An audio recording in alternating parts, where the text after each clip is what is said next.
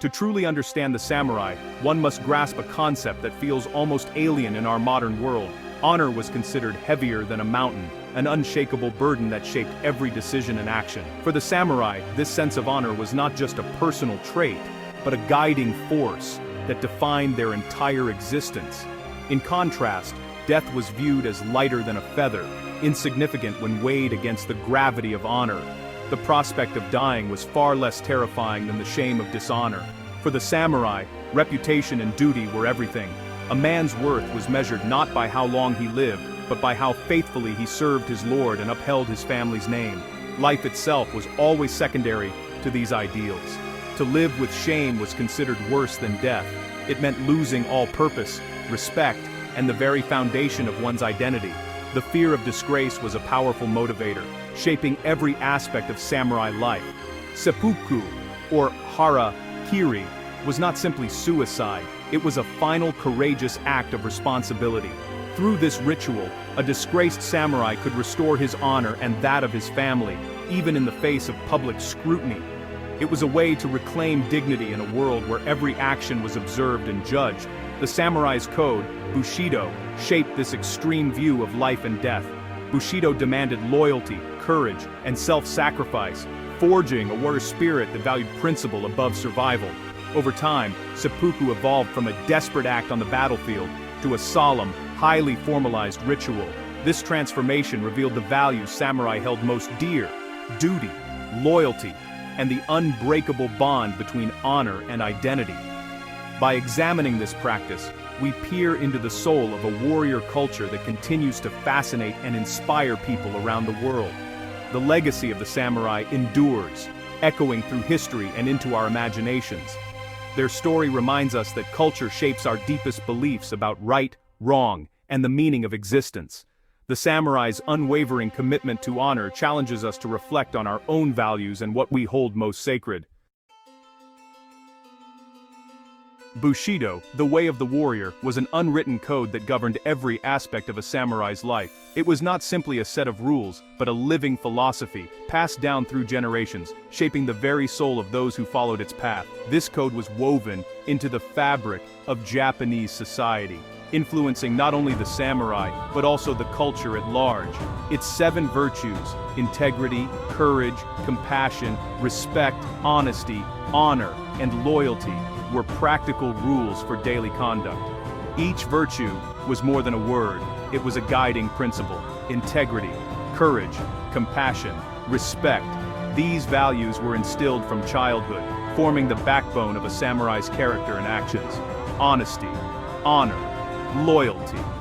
These were not just ideals, but expectations, shaping every decision a samurai made, both in peace and in war. A samurai's greatest fear was shame, not death. To fail in duty was to disgrace one's family and clan. The weight of responsibility was immense, and the fear of dishonor was a constant companion. Loyalty to one's lord was absolute, and a samurai's life belonged to his master. This unwavering devotion was the foundation of the feudal system, binding warriors to their leaders with unbreakable trust. Seppuku was often commanded, not just chosen, allowing a disgraced warrior to die with honor rather than face execution. This ritual suicide was a solemn act, performed with dignity and precision, witnessed by trusted companions. Death became a final expression of Bushidō. A noble end could redeem a lifetime of mistakes. In this way, even in their final moments, samurai could restore honor to themselves and their families. Seppuku was the ultimate proof of courage and self-mastery, a way to atone, protest, or follow a master into death. It was a testament to the strength of the samurai spirit, demanding both physical and mental resolve. In this context, the ritual was not surrender, but a defiant act of will. It was a final declaration that, even in death, a samurai remained true to his code. It was the samurai's last testament to the power of conviction, a legacy of unwavering principles that continues to inspire to this day. Seppuku's origins trace back to the Heian period, when warriors chose death over capture and humiliation. Early acts were desperate, solitary, and brutal, meant to deny the enemy victory. As the samurai class rose, seppuku became codified, evolving from battlefield necessity to a recognized act of honor.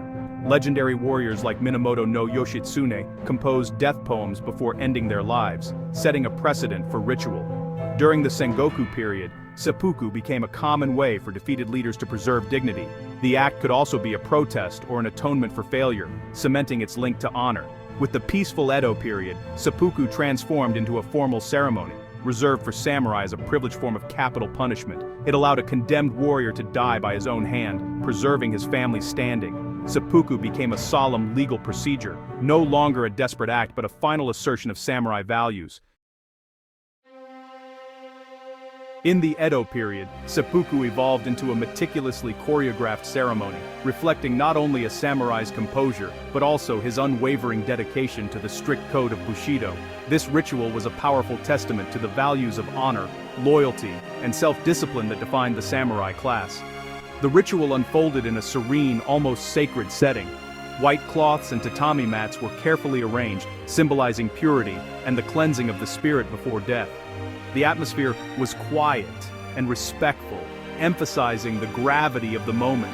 The samurai would begin by bathing, purifying his body as a final act of preparation. He then donned a white kimono, the color of death and rebirth in Japanese culture, and was served a final meal in sake. Each step was deeply symbolic, marking his acceptance of fate and readiness to face death with dignity. Before the act, he composed a death poem, a poignant reflection on life's impermanence and the fleeting nature of existence. This poem was handed to a trusted witness, serving as a final message and a window into his state of mind. Kneeling in the formal seiza position, he carefully tucked his kimono to maintain dignity throughout the ordeal.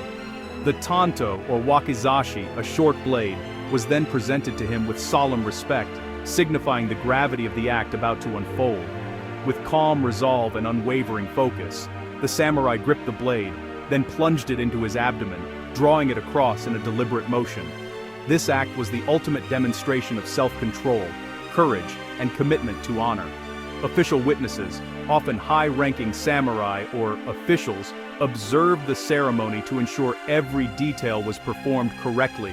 Their presence validated the act and preserved the dignity of the ritual. The ritual was not about the pain or suffering, but about demonstrating sincerity, bravery, and the willingness to uphold one's principles even in the face of death. Every detail, from the arrangement of the room to the choice of garments and ceremonial objects, reinforced the samurai's unwavering commitment to honor, even in his final moments.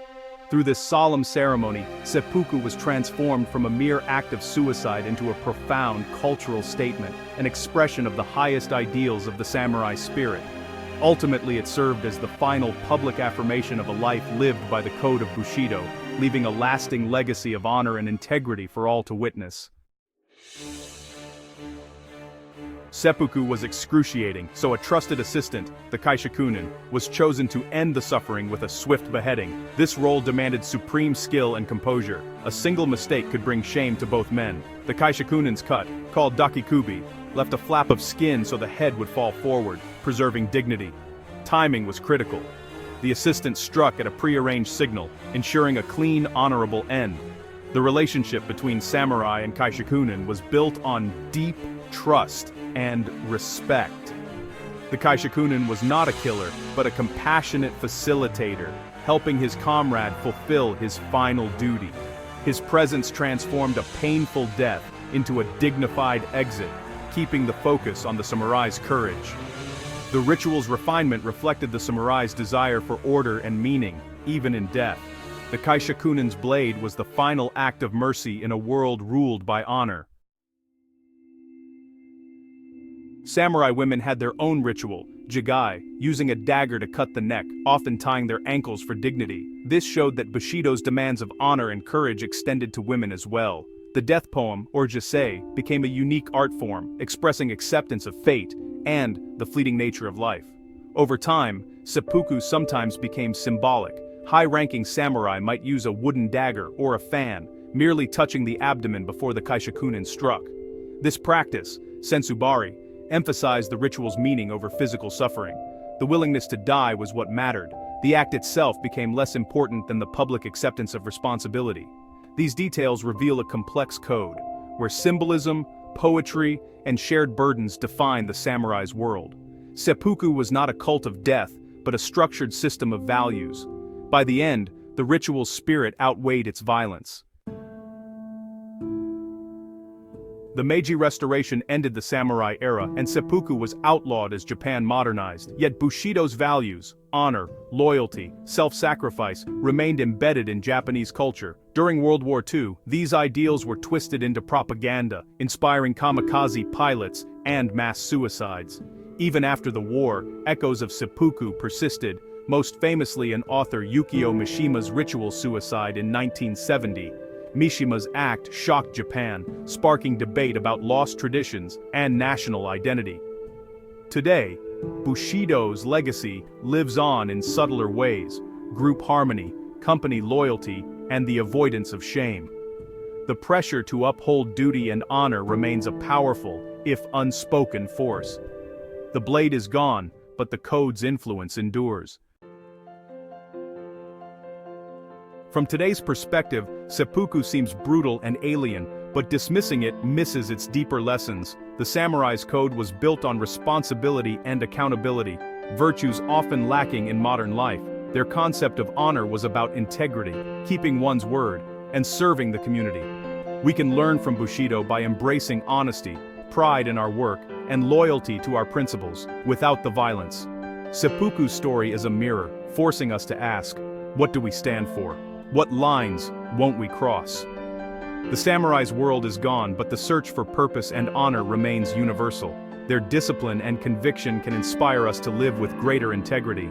The quest for honor, in some form, endures as part of our shared human story.